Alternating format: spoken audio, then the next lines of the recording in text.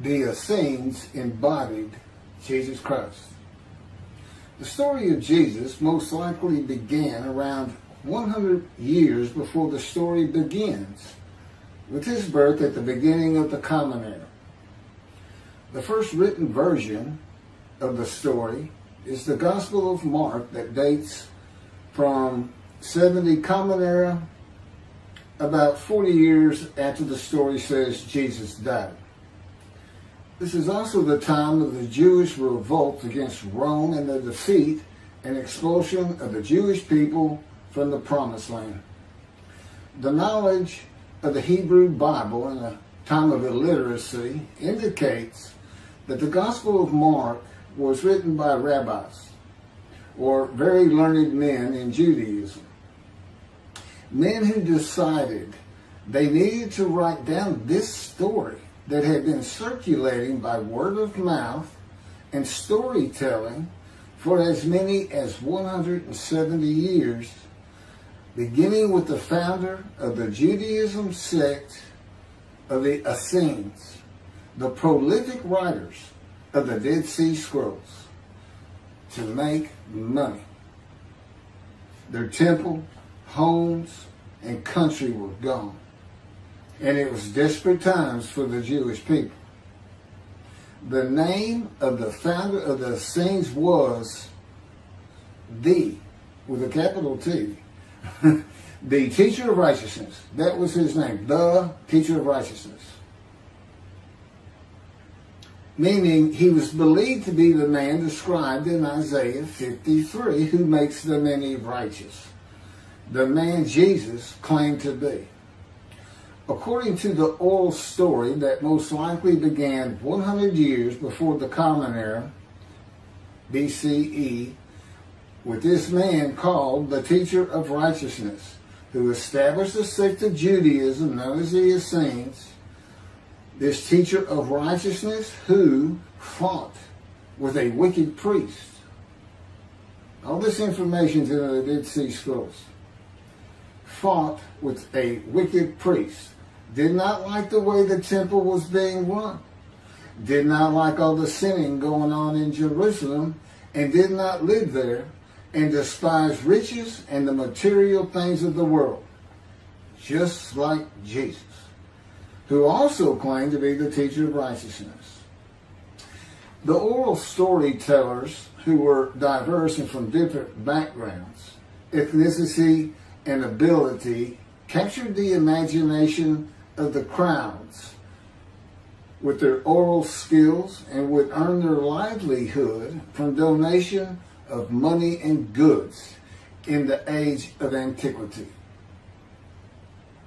Few could read in a world where literacy was restricted to just a few, and this did not begin to change until the Middle Ages.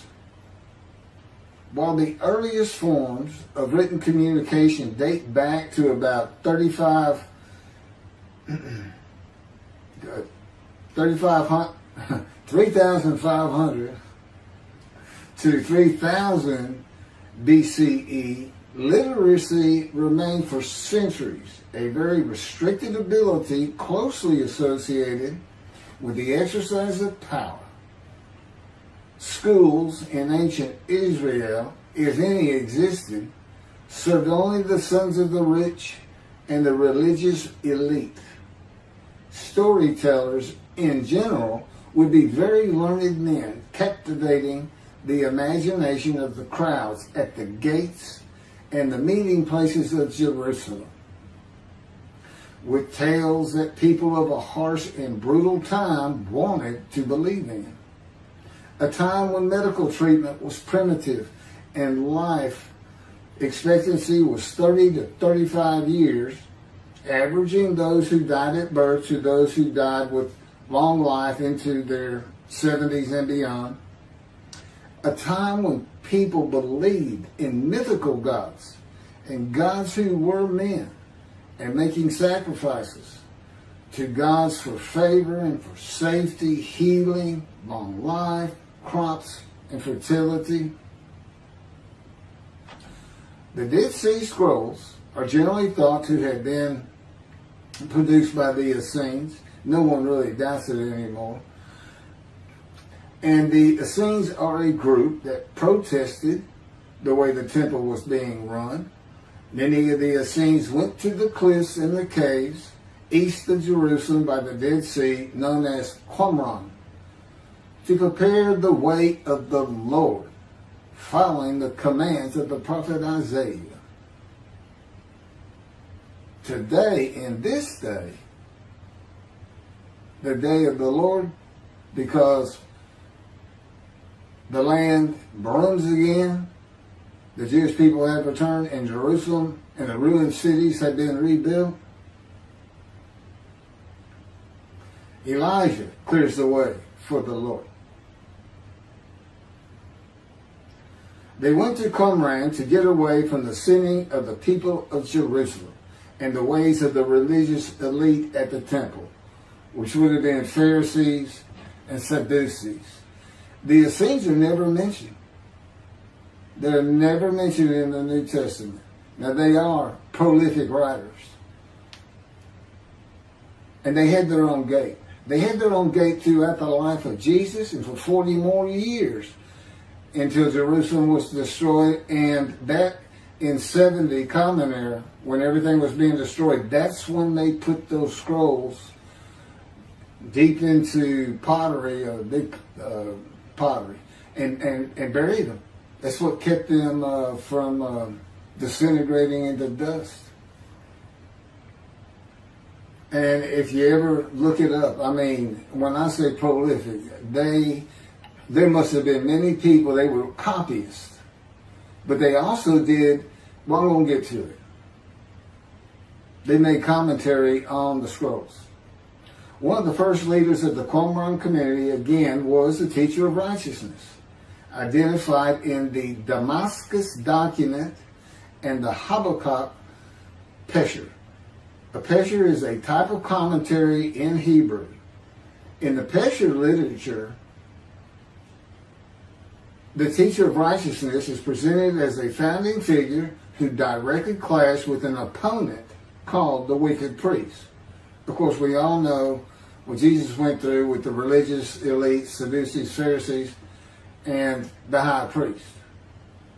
This was the wicked priest in his day, 100 years before the birth of Jesus.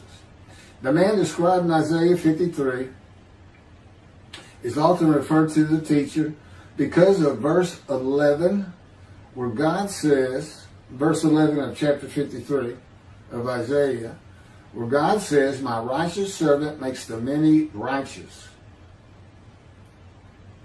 The teacher of righteousness and his followers left a library of information on his teachings, himself, and Scripture, and would seem to be the first of many men to claim or to be claimed by others that the man described in Isaiah 53. Jesus is not even the last. No, he's not. But, I mean, he's not even the last. The Hebrew noun pesher is found in the Hebrew of the Qumran scrolls in the sense of meaning, explanation, interpretation. It is similar to a midrash in the Talmud. Various biblical texts were deemed prophetic and were subjected to pesher interpretation, even when appearing in non-prophetic literary context. The copy of the pesher of Isaiah dates to the beginning of the 1st century Common Era.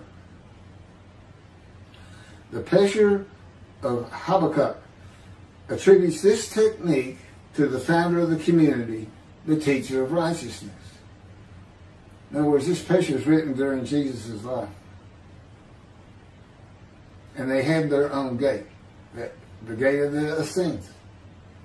The Qumran sect, like the broader Jewish movement from which it sprang, took a critical view of the established orthodoxy of its time, believing Israel to be under divine judgment, regarding itself as the true remnant of Israel and awaiting its imminent vindication. At the, quote, end of days. At the end of days, evil would cease, the wicked would be destroyed, and the righteous would live under a divine blessing. This is not unlike the teachings in Judaism today of a redemption, restoration, and exaltation of the Jewish people by the world of Gentiles, the nations, with peace throughout the world when the Anointed One comes. The Anointed One means Moshiach. The New Testament would say Messiah. That it just means anointed to do a task for God. And that would be from chapter 11, verses 1 and 2 of Isaiah. And the man is described in Isaiah 53 according to the sages and rabbis of the time. He was known as the leper scholar. And that's because it's a man suffering familiar with disease. Sickness that will bring you to grief and be exposed to death. Today we would say cancer. And he makes the many righteous by his knowledge. That's in Isaiah 53. By his knowledge. Not by his death. Not by his crucifixion. Nobody dies. Exposure to death is not death. Jesus died. He was never exposed to death. He didn't get near it, that it did not happen.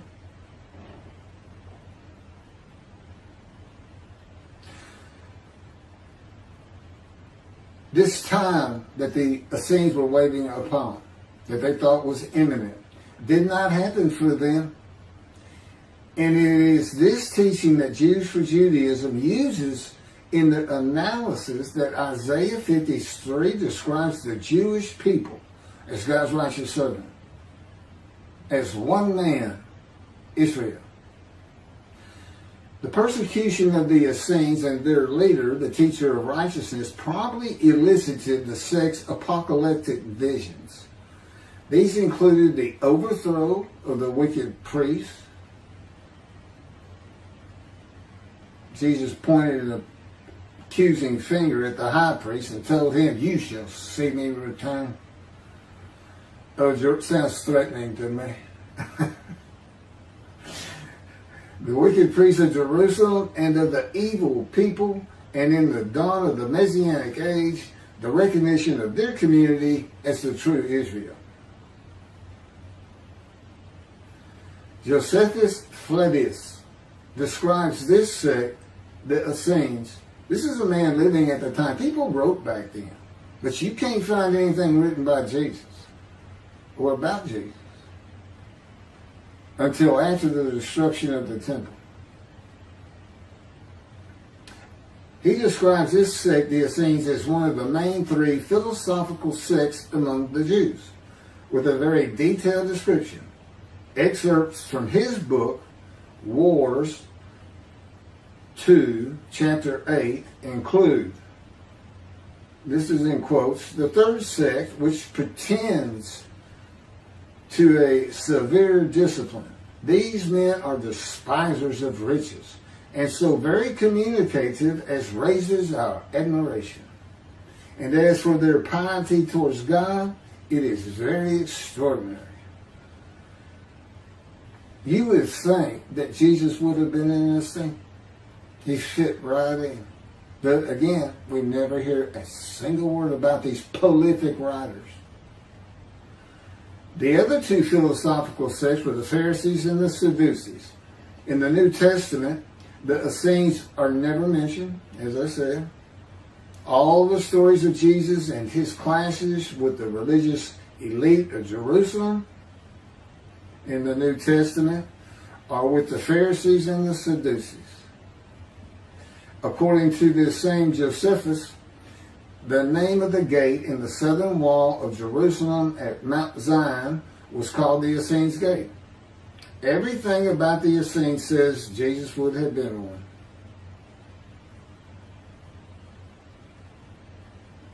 Peter and Paul, disciples later called apostles of Jesus, all said Jesus was the fulfillment of Isaiah 53.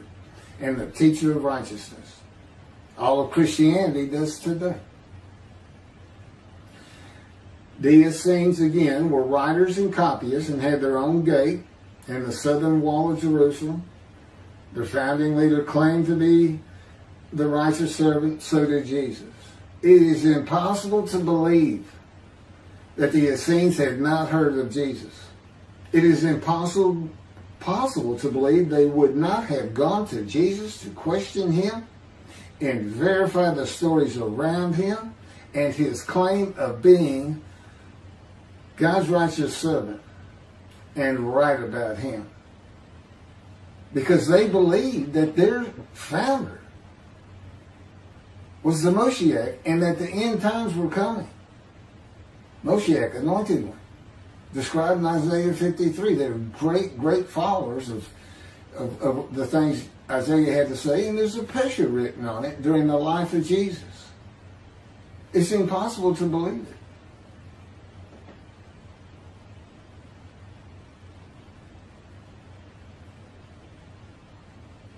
We're talking about a man that healed the sick, removed blindness, had the cripples walk, fed 5,000 people with 5 loaves of bread and 2 fish, walked on water, turned water to wine, raised the dead, was crucified, and 3 days later came back to life? And you think these people, how about Joseph Philadelphus? Why didn't he mention that? He talks about the destruction of the temple. He was there. The Essenes were present in and around Jerusalem for 100 years before the birth of Jesus and another 40 or so years after his death at the age of 30 in the first written story of him and his life in 70 Common Era. There is not one word written by the Essenes of Jesus. There is no account in the New Testament of Jesus and an Essene. There are no writings or even a mention of him by a single person or group that was part of his generation while he was alive. There are no writings by Jesus. And prophets of God, men of God, servants of God have been writing for him throughout the biblical times until he stopped talking to his prophets. The Hebrew Bible ended. The last prophet he spoke to, Malachi. Malachi chapter 3, the last chapter of the prophets,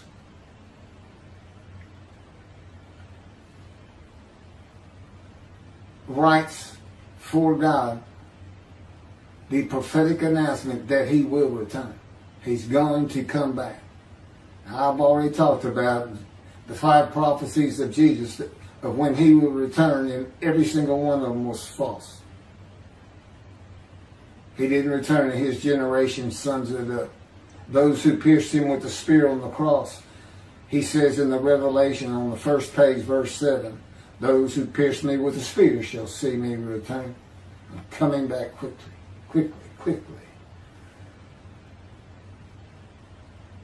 Nothing was written by his disciples.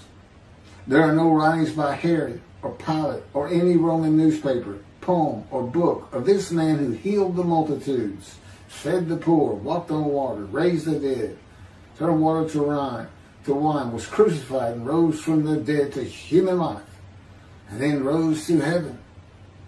That's where he's supposed to be returning from. While there are 3 Gospels under the names of 3 disciples, they are all considered pseudepigrapha. In Greek, that means falsely attributed. Writings which were attributed to authors who did not actually write them. And they were all written long after the death of Jesus, these Gospels, full of quotes and teachings from Jesus himself. Quoted parables, long speeches, Sermon on the Mount, long sermons that could not be accurate if passed by word of mouth. There is only one answer. The Essenes themselves, these writers and the storytellers of the day, had put this story together. And even though the writers of the gospel knew full well these rabbis are learned men of the Hebrew Bible, they knew it didn't really fit. But you know what else they knew? Nobody could verify it. Nobody could check them. Nobody could check them. Now, I just did a video on the deceptions. The deceptive, it covers just Matthew. And there's 3 different stories of him and deceits in every one of them that you can go look up now. You can verify these things that I'm saying. I'm quoting them. I give the chapters, the books they come from. You can see Jesus changed Zechariah, verses 9 and 10, the verses, from riding an ass into Jerusalem and being crucified, as Jesus said all the prophets said of him, to what the prophet actually said. You can go look at it. He said he's going to go in, defeat Rome, defeat the enemy in Rome, which in Jesus' time, in Jerusalem,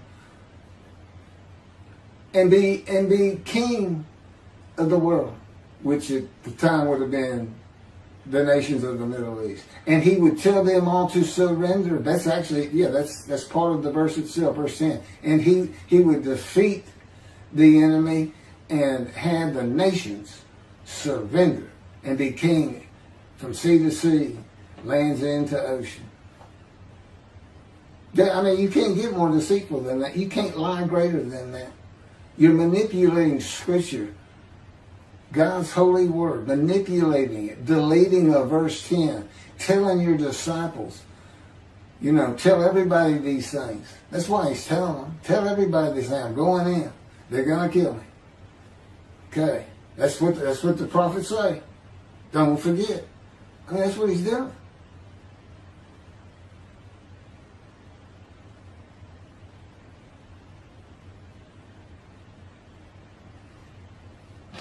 Jesus is a myth. Go look at it. Go look at what a myth is. Believe me, it covers the New Testament. It covers Jesus Christ.